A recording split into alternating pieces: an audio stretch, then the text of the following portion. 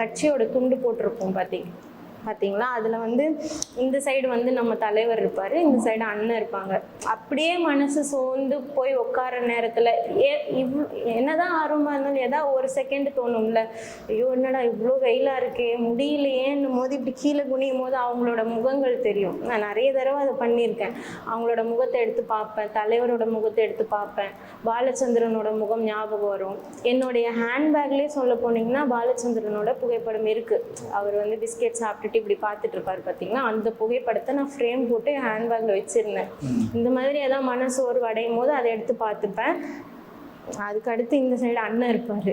அவரை பார்க்கும்போது இவரு கஷ்டப்படுறதுல, இவரு 13 ஆண்டுகளா போராடினதுல ஒரு சின்ன துரும்பு கூட நம்ம இன்னும் பண்ணல, ஆரம்பிக்கவே இல்லை, அதுக்குள்ள நீ என்ன இப்படி ஆகுறன்ற மாதிரி ஒரு உத்வேகம் அவங்க 2 பேரோட முகங்கள் பார்த்தா எனக்கு வந்துடும். அதனால இதை வச்சே தான் நான் ஓட்டிக்கிட்டு இருந்தேன்.